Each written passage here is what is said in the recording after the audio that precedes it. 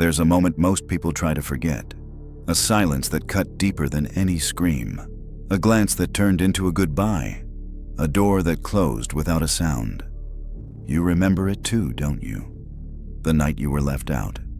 The message that never came. The version of you that bent, broke, and bled.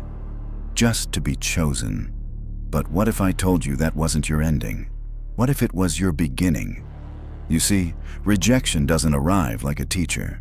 It arrives like a thief, ripping the illusion from your hands, stealing the mask you spent years perfecting.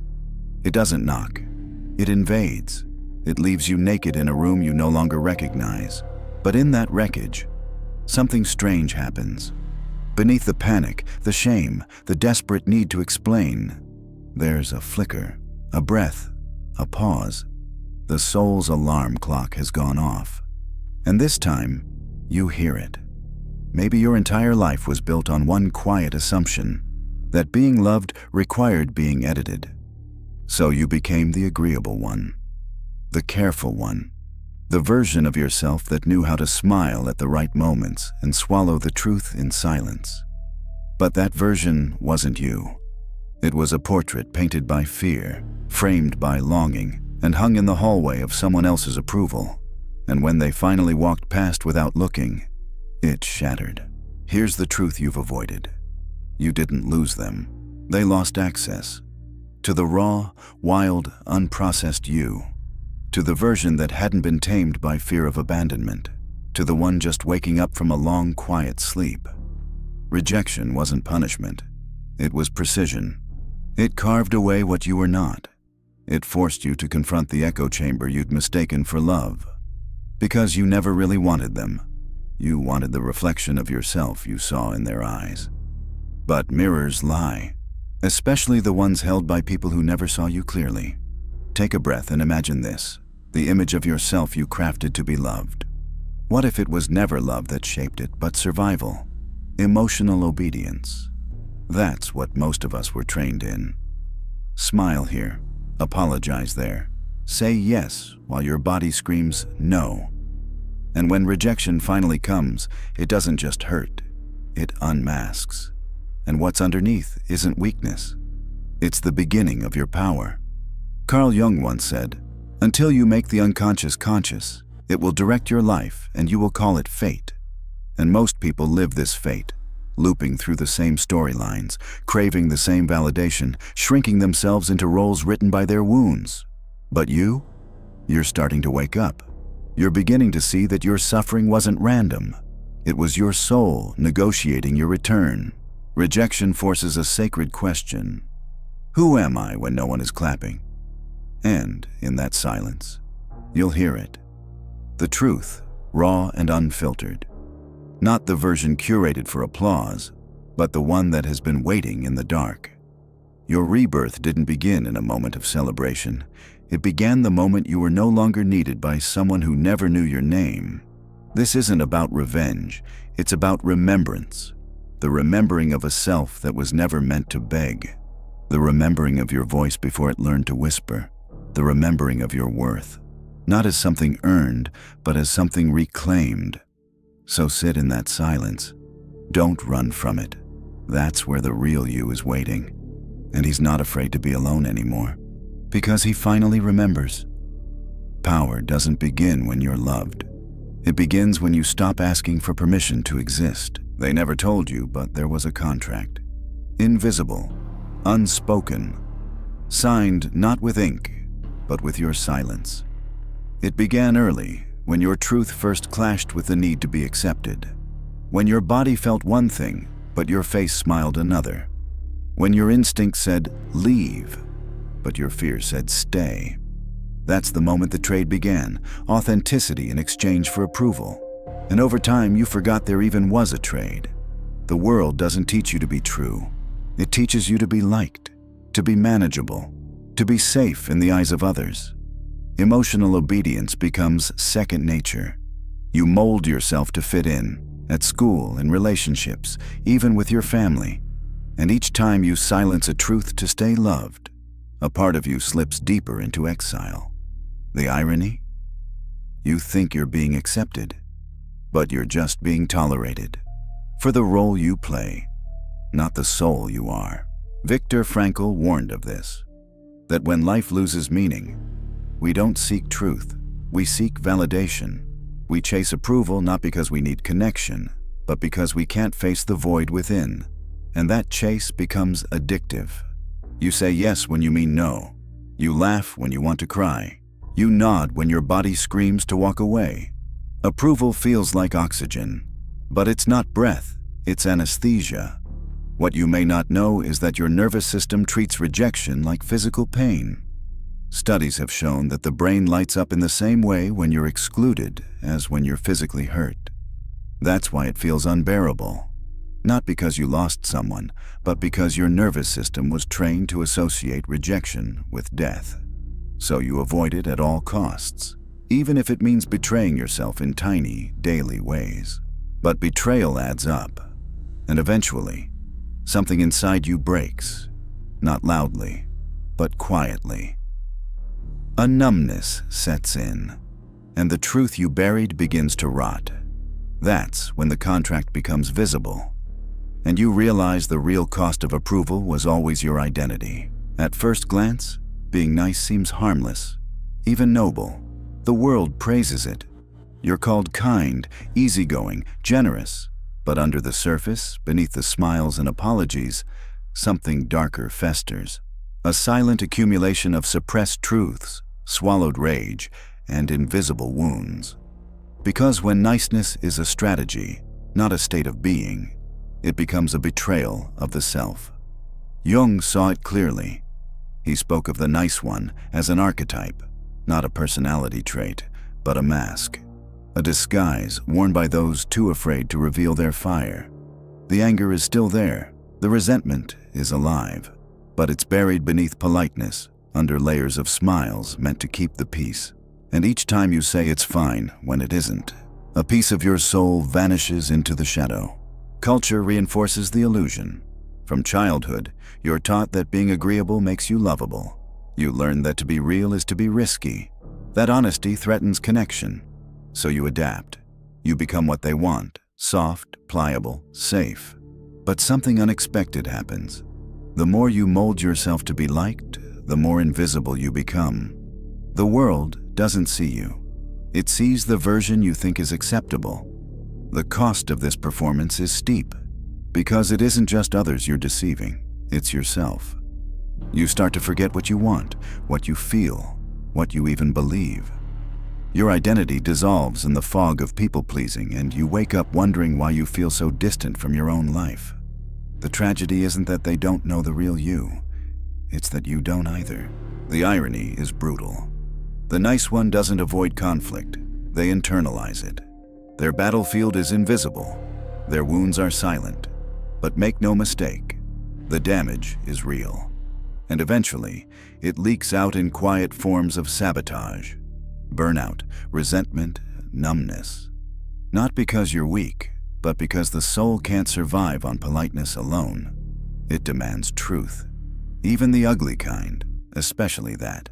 Most people mistake it for a curse, a cruel twist of fate. The unanswered call, the fading affection, the quiet withdrawal of someone who once made you feel seen. Rejection feels personal, violent even. It punctures the illusion that if you were just good enough, careful enough, lovable enough, you'd never be abandoned. But what if rejection wasn't the universe closing a door, but carving a path? Pain is precise. It doesn't visit randomly. It finds the softest place, the most unhealed memory, the version of you still clinging to an identity you've outgrown. And when it hits, it does more than wound. It reveals. Suddenly, what you were tolerating becomes intolerable. What you silenced now screams. You thought you were being punished. But what if you were being refined? The mind wants to make sense of it. It invents stories. I wasn't enough. I said too much. I asked for too little. But those narratives are distractions. The deeper truth is that rejection disrupts your narrative to return you to reality. It pulls you out of the dream of conditional love and demands you see with sober eyes. You weren't discarded, you were redirected. And the difference between the two is everything. Nietzsche once said, "To live is to suffer, to survive is to find meaning in the suffering." The pain isn't the punishment. The meaninglessness is. And when you begin to interpret rejection as guidance instead of failure, you stop asking, "Why did this happen to me?" and start wondering, "What was this trying to wake up in me?" What hurts isn't just the loss of someone else. It's the loss of the version of yourself that relied on them for identity. And that grief is sacred. It's not weakness. It's the shedding of a skin you no longer fit into. Rejection, then, is not the wound. It's the scalpel. Cold, sharp, exact, but also the only tool precise enough to cut away the false and reveal what was waiting underneath. There's a particular kind of ache that doesn't scream, it whispers. The compulsive need to check your phone, the flutter in your chest when you're noticed, the sudden emptiness when you're not. This isn't just insecurity. It's a loop. A shame-fed cycle of seeking validation, receiving a brief high, then crashing back into the hollow space of self-doubt. It feels like connection, but it's dependency. And at its core lies a fear more ancient than you realize. As children, we were wired to equate attention with survival. When love was given inconsistently, our nervous systems learned to scan for cues, to perform, to please. Being chosen meant being safe. Being ignored meant danger. And so, even as adults, we carry this reflex like a scar on the soul. We crave affirmation not because it brings joy, but because it soothes the terror of invisibility. Dopamine only deepens the trap. Each message, like, or glance becomes a hit, a momentary relief from the ache beneath. But the cost is steep, because the more you chase being chosen, the more you lose the ability to choose yourself. Your worth becomes transactional, measured not by your truth, but by how many want a version of you. And slowly, the core self erodes beneath the weight of performance. The cruel irony is that the very thing you hope will make you feel whole, being seen, being wanted, only deepens the fragmentation, because no external recognition can fill the space left by self-abandonment. And that's what this is. Not a lack of love from others, but a long-standing betrayal of your own essence. You stopped listening to yourself in favor of applause. You traded self-trust for emotional currency. But there's a deeper pain hiding behind the loop. Shame, the quiet belief that unless you're chosen, you're unworthy. And this belief doesn't just haunt you, it governs you. Until you question it. Until you trace it back to the moment it was born. And in that moment, perhaps for the first time, you begin to remember that your value was never up for vote. It was inherent, untouched, waiting for your own recognition. There's a strange paradox at the heart of human connection. The more you pursue it from a place of lack, the more it eludes you. Desperation repels. Neediness clouds perception. It's not that people see your hunger and turn away. It's that your hunger distorts your presence. It makes you smaller, less certain, less alive. You become a shadow of yourself, performing, pleasing, proving. And the more you reach, the more the world retreats. Epictetus wrote, "We suffer not from events, but our judgments of them." It's not rejection itself that crushes you, it's what you make it mean. You interpret silence as unworthiness, distance as failure, and that judgment fuels the chase. You try harder, speak louder, give more than you have, not out of love, but out of fear. Fear that without their attention, you'll disappear. But that's the lie. The truth is the opposite. When you stop chasing, something ancient returns to you. A kind of gravity. A stillness that doesn't beg, doesn't explain, doesn't contort itself to be palatable. This is presence. And presence, by its nature, attracts. Not because it seeks attention, but because it radiates completeness. It's the energy of someone who is no longer outsourcing their worth. And that energy doesn't need to demand. It draws in. Biologically, the shift is real.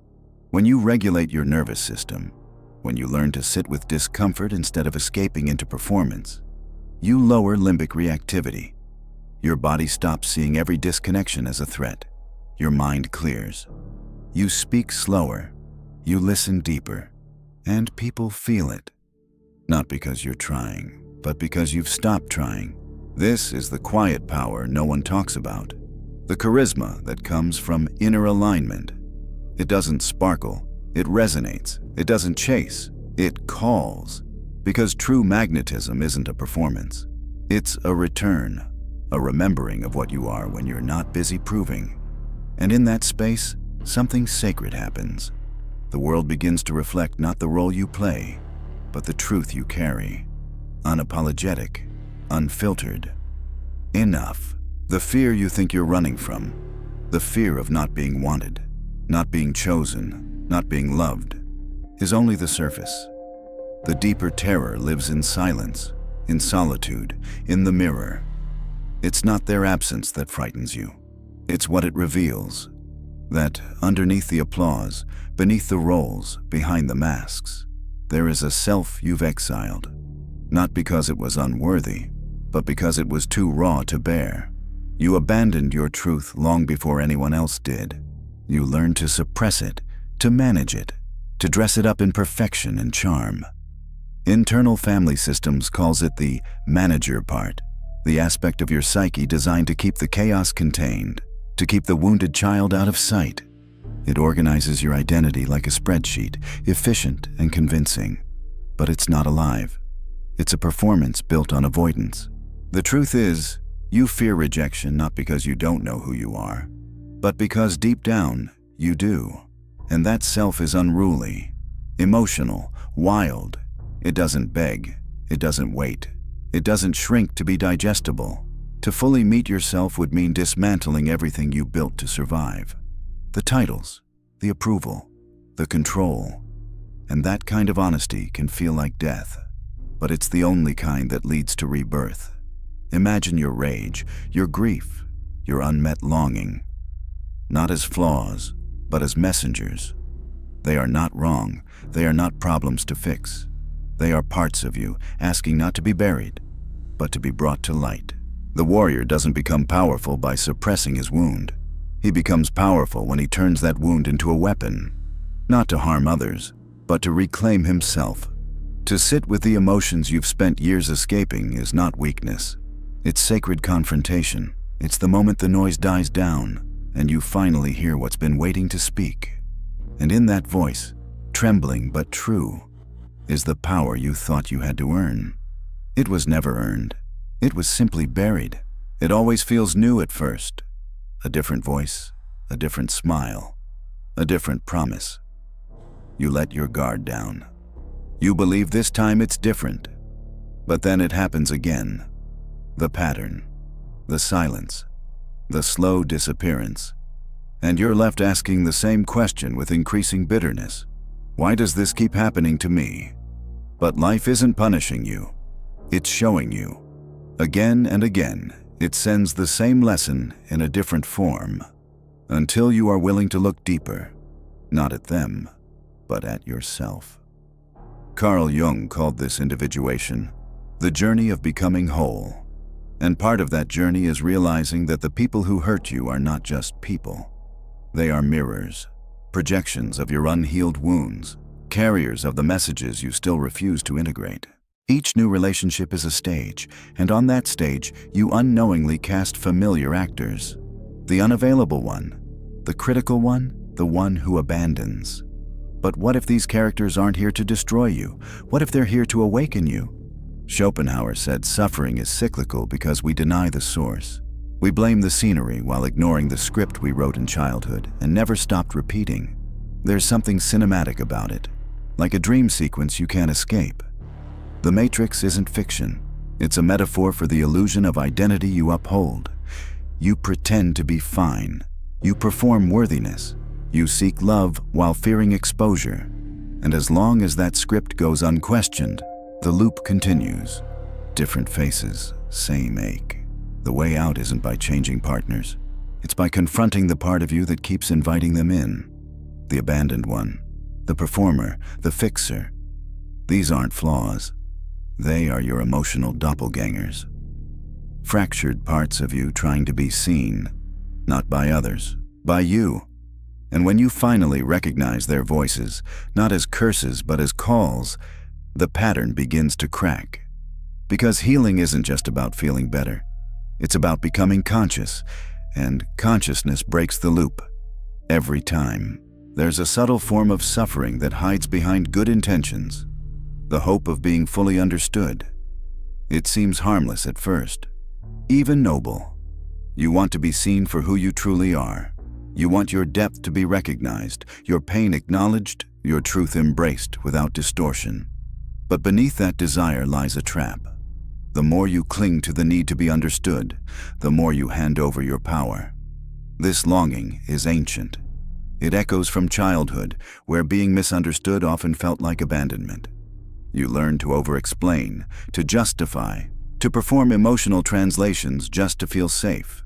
But now, as an adult, that same pattern persists in subtler forms. You bend your language to be digestible. You shrink your emotions to be less threatening. You wait for their validation before trusting your own voice. And slowly, you dilute your essence. The reality is hard to swallow. No one will ever fully understand you, not because people are incapable, but because your inner world is vast, complex, layered in ways even you are still uncovering. And that's not a tragedy.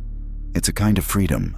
Because once you stop chasing perfect understanding, you start building something stronger, self-containment, a rootedness that doesn't demand reflection to exist. Alexander Solzhenitsyn once wrote, "Live not by lies." And there is no greater lie than the belief that your truth needs to be approved before it can be honored. Every moment spent trying to make someone else see you is a moment spent outside yourself.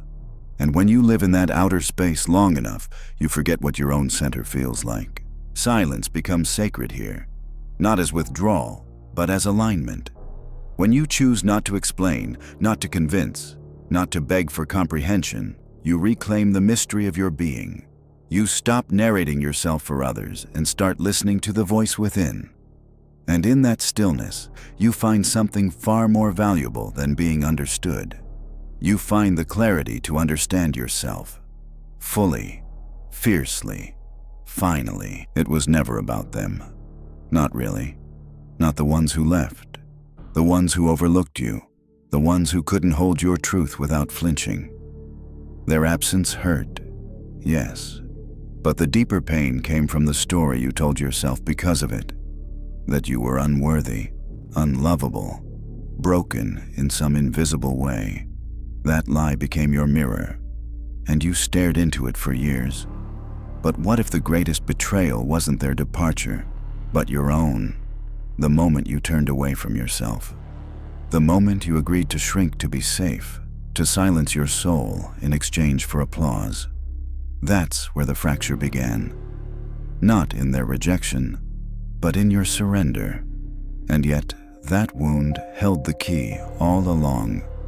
Not to despair, but to return. Because every rejection, every silence, every painful goodbye was not just an ending. It was a breadcrumb, a signal, a divine interruption pulling you back toward a self you abandoned to be chosen. You thought you were losing love, but you were being offered liberation. Maybe your suffering wasn't senseless. Maybe it was sacred, a negotiation your soul made to wake you up, to remind you that your power doesn't begin when someone else sees your worth. It begins the moment you no longer need them to. Tonight, when it's quiet and the noise of seeking fades, go to the mirror. Look into your own eyes and whisper what should have been said from the beginning. I choose myself, even when no one else does.